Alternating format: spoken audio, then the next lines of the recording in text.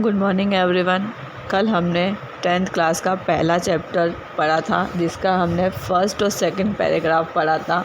Glorious India from the beginning to 12,000 CE, यानी कि गौरवशाली भारत की शुरुआत से 1206 CE तक, यहाँ तक ये हमारे चैप्टर का नाम है। और इसके हमने 2 पार्ट पढ़े थे, 2 पैराग्राफ पढ़े थे, जिसमें नीचे की कुछ लाइंस का मैं कल ठीक से समझा नहीं पाई थी, इसलिए मैं उसको वापस से वहीं से रिपीट कर रही हूँ।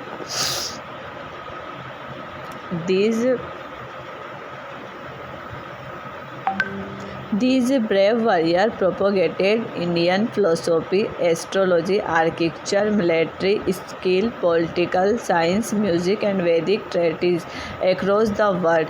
These brave warriors यानी कि ये जो योद्धाएं होते थे, ये जो बहादुर योद्धा होते थे,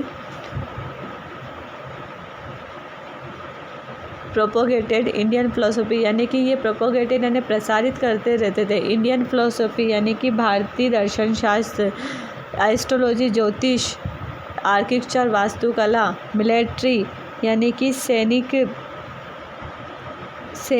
स्किल, मिलिट्री स्किल मतलब कि सैनिक कौशल, पॉलिटिकल साइंस राजनीतिक विज्ञान, म्यूज़िक एंड वैदिक ट्रेटरीज, और जो वाणिज्य वगैरह होते थे, संगीत वगैरह जो होते थे, और जो वैदिक वाणिज्य होते थे, उनको दुनिया भर में जो है वो फैलाते रहते थे। प्रोपोगेटर यानी कि उनका प्रसारण करते रहते थे।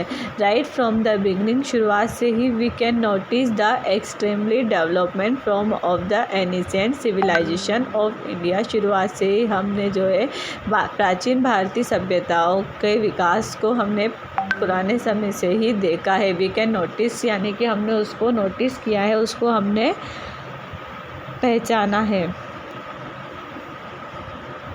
इंडस वैली सिविलाइजेशन, वैदिक civilization and culture present during the time of the Ramayana and Mahabharata all have been the part of the golden period of India.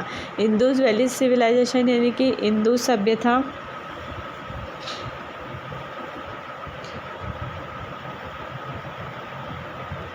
Indus valley सभ्यता, वैदिक सिविलाइजेशन,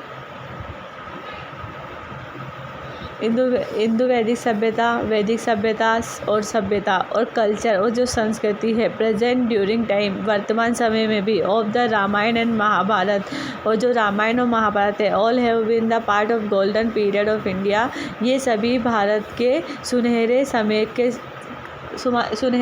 के रहे हैं, स्वर्णिम काल का हिस्सा रहे हैं।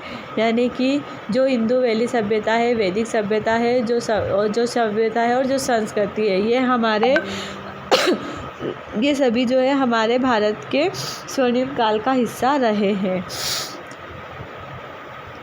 The Vedas are regarded as the storehouse of world knowledge. The Vedas जो वेद रहे हैं, इनको जो है regarded as a storehouse of world knowledge यानी कि वेदों को विश्व ज्ञान का भंडार माना जाता है। स्टोर हाउस मतलब होता है भंडार, यानी कि वेदों को जो है हमारे विश्व ज्ञान का भंडार माना जाता है।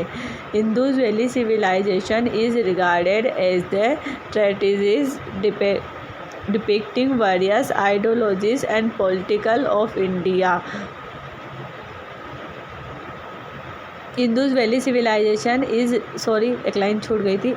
Indus valley civilisation is regarded as the best in content to architecture, यानी कि जो इंडस वैली सिविलाइजेशन को वास्तुकला के संदर्भ में सर्वश्रेष्ठ माना गया है। यानी कि जो इंडस वैली सभ्यता है उसको जो है वास्तुकला, आर्किटेक्चर मतलब वास्तुकला का जो क्षेत्र है उसमें उसको सबसे ज़्यादा अच्छा माना गया है, बेस्ट माना गया है। The Ramayana and the Mahabharata have renowned as the treatises depicting various ideologies and policies of India. जो रामायण और महाभारत है, रामायण और महाभारत को जो है वो इंडिया यानी भारत की डिपेक्टिंग वेरियस आइडियोलॉजीज यानी कि विभिन्न जो अलग विचारधाराएं और जो नीतियां हैं उनको दर्शाने वाले ग्रंथ के रूप में माना गया है। एपिक्स जो depicting ideology political of India यानी कि इनको जो है रामायण और महाभारत जो है उनको भारत की विभिन्न विचारधारा और नीतियों को दर्शाने वाले ग्रंथ के रूप में जाना जाता है। ये भारत की विभिन्न जो है विचारधारा और नीतियों के बारे में हमें बताते हैं। Democratic and constitutional form of administration has been the ideal of our Mahajanapada period यानी कि जो डेमोक्रेटिक यानी प्रशासन का जो लोकतांत्रिक और संवैधानिक रूप जो है हमारे महाजनपद काल का आदर्श रहा है। जो डेमोक्रेटिक और कॉन्स्टिट्यूशनल, डेमोक्रेटिक मतलब लोकतांत्रिक और कॉन्स्टिट्यूशनल मतलब होता है प्रशासनक। जो ये संवैधानिक और प्रशासनिक जो समय रहा है वो हमारे महाजनपद काल जो रहा है उसका आदर्श रहा है।